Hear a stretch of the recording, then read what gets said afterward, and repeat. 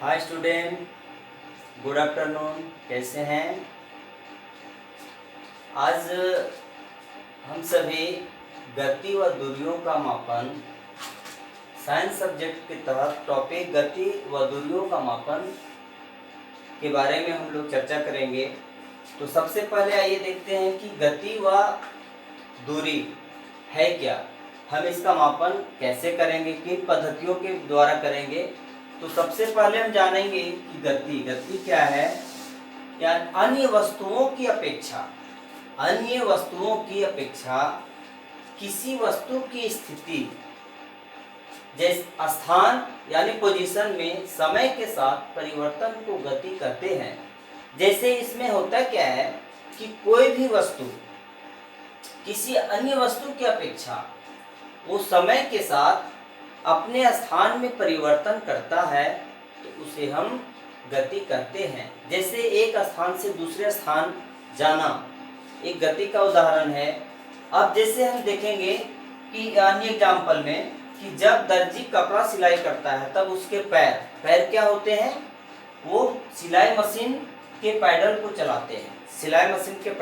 चलाते हैं। तो यानी वह दर्जी का जो पैर है वह गति में है, जिसके तहत वो दर्जी कपड़े की सिलाई कर सकता है। दूसरा है जैसे मक्खी की गति क्या है, वो इधर उधर वो क्या करते रहती है, वो मूवमेंट करते रहती है, यानी वो गति में होती है। तीसरा है मैदान में खिलाड़ी की गति। मैदान में चाहे वह क्रिकेटर हो या फिर फुटबॉलर हो, वो मैदान में जब भी होता है तो वह गति में होता है। अब हमारा दूरी है, दूरी से संबंध है हमारा। दूरी क्या है, किसी वस्तु द्वारा तय किए गए मार्ग की कुल लंबाई को दूरी कहते हैं। तो दूरी का हम एग्जाम्पल जैसे लेंगे कि जैसे हमारा डिस्टेंस वर्ड है, यहाँ से यहाँ तक यानी डी से ई तक की लंबाई क्या है, इसका दूरी से तात्पर्य सीधी सी लंबाई से है। तो हम इसे कह सकेंगे कि किसी वस्तु द्वारा तय किए गए मार्ग की कुल लंबाई को दूरी कहते हैं। अब हमारा दूरी से संबंधित गति व दूरी। गति में क्या है कि किसी स्थान में परिवर्तन को हम समय के साथ किसी स्थान में परिवर्तन होता है तो उसे हम गति कहते हैं।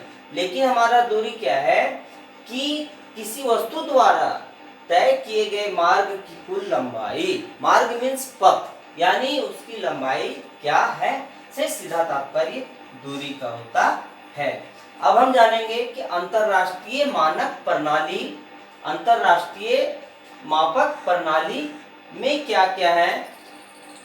सीधा हमारा लंबाई का मात्रक से है। लंबाई का मात्रक क्या होता है, SI मात्रक मीटर होता है, जिसे हम 1 मीटर बराबर 100 सेंटीमीटर, जिसे cm शॉर्ट फॉर्म में हम cm, 1 सेंटीमीटर बराबर 10 मिलीमीटर जिसे mm, और 1 किलोमीटर बराबर 1000 मीटर m यानी किलोमीटर के m से डिनोट करते हैं। तो हमने इसमें देखा कि गति व दूरी का मापन हम किस रूप में करते हैं। तो इसे हम मीटर में करते हैं मापन, मिलीमीटर में करते हैं, सेंटीमीटर में करते हैं और किलोमीटर में करते हैं। जैसे मान लिया जाए हम जैसे अपने क्लास वर्क में होते हैं, तो यदि हमें अपने कक्षा का मापन करना है तो हम इसे मीटर में मापन हम करेंगे। लेकिन जैसे ही हमें घर और विद्यालय की दूरी का अगर मापन करना है तो हमें इसे किलोमीटर में मापन करना होता है। और जब जैसे पुस्तक या फिर नोटबुक या पेन पेंसिल का यूज करते हैं तो उसे अगर यदि हमें मापन करना हो तो हम उसे सेंटीमीटर में मापन करते हैं। और मिलीमीटर यदि हमें जैसे जो हमारा पेज होता है, पन्ना होता है, उसकी अगर मोटाई हमें मापन करना है तो हम उसका मिलीमीटर में मापन करते हैं। तो यह हमारा अंतर्राष्ट्रीय मापक प्रणाली माध्यम है जिससे हम किसी भी वस्तु की दूरी, उसके द्वारा तय की गई लंबाई को हम इस अंतर्राष्ट्रीय मापक प्रणाली के माध्यम से मीटर, सेंटीमीटर, मिलीमीटर और किलोमीटर में मापन करते हैं।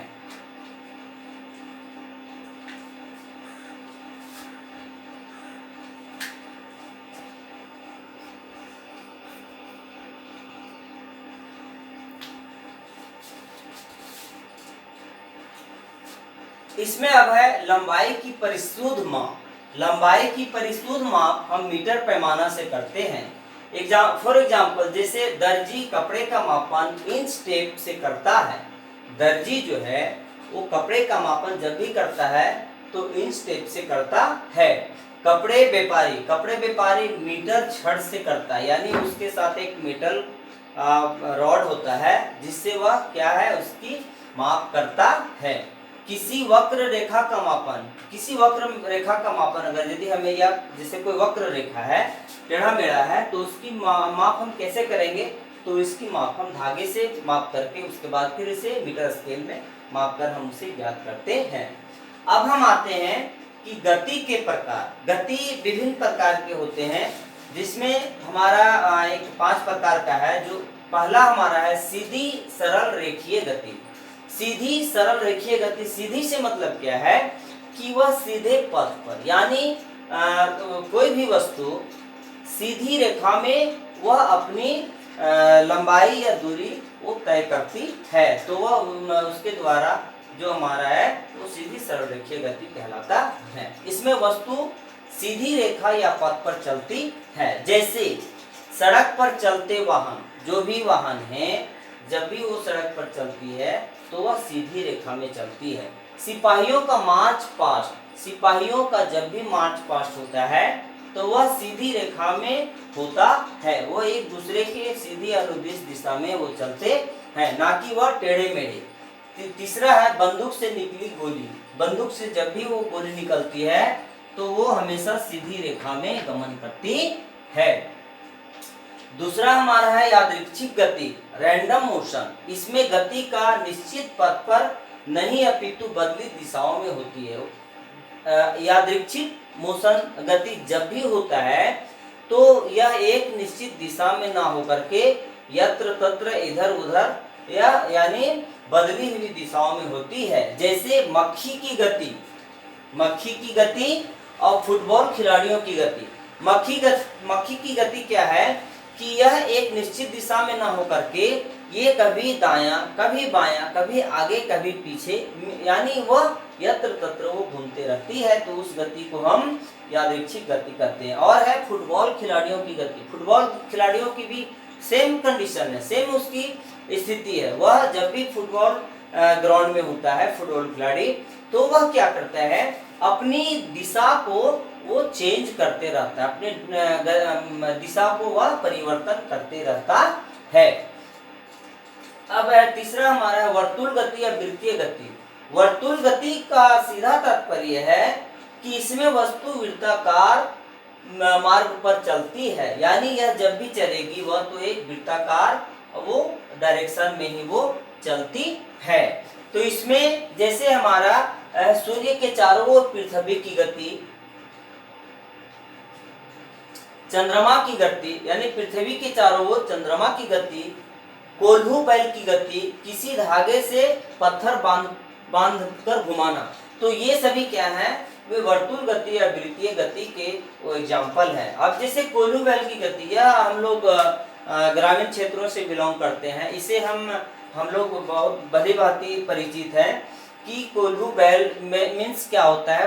कोल्हू जो होता है वो सेंटर पॉइंट पर होता है, और बैल को एक रस्सी या फिर वो लकड़ी के पार्ट से बांध दिया जाता है और उसे घुमाया जाता है, तो यह एक वृत्तीय पथ पर निरंतर वो घूमते रहता है। उसके लंबाई में कोई परिवर्तन नहीं होती है, वो निश्चित पथ पर वृत्ताकार मार्ग पर वो चलते रहता है। अब नेक्स्ट हम लोग देखते हैं कि घूर्णन गति और आवर्ती गति क्या है, तो आइए हम इसे देखते हैं।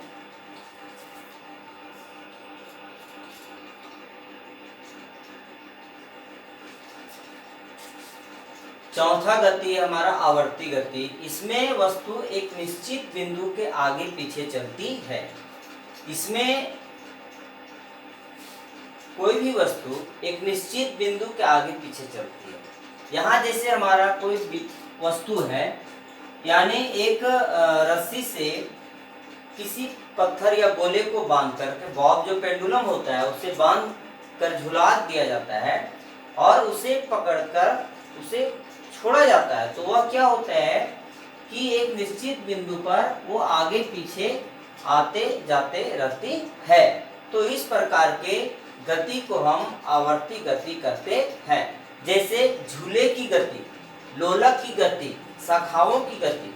झूले की गति क्या होती है, बच्चे जनरली झूले में है कि बैठा करके उसे कुछ दूरी पर ले जा करके छोड़ दिया जाता है, तो वह झूला क्या होता है कि वह बार बार आना जाना वो यानी आगे पीछे वो चलते रहती है। तो इस प्रकार की गति को हम आवर्ती गति कहते हैं। या फिर लोलक की गति, जो पेंडुलम, सिंपल पेंडुलम होता है, एक बॉब में धागे बांध करके उसे हुक से लटका करके कुछ दूरी पर ले छोड़ दिया जाता है, तो वह बॉब क्या होता है कि वह पेंडुलम यानी वह आगे पीछे वो क्या होता है, झूलते रहता है। तीसरा हमारा शाखाओं यानी वृक्ष के शाखाओं की गति, जब वो हवा चलती है तो वो शाखा क्या होता है कि वो आगे पीछे वो गति करते रहता है। तो इस प्रकार की गति को हम आवर्ती गति कहते हैं। लास्ट हमारा अंतिम घूर्णन गति है। इसमें वस्तु एक केंद्र पर घूमती है, यानी वह जब भी वो घूमते है तो वो अपने केंद्र पर वो वस्तु घूमते रहती है, निरंतर वो एक ही जगह पर स्थिर होकर के वो केंद्रित होकर के वो घूमते रहती है। जैसे हमारा क्या है, इसमें है कि लट्टू की गति, पृथ्वी की अपने अक्ष पर घूमना।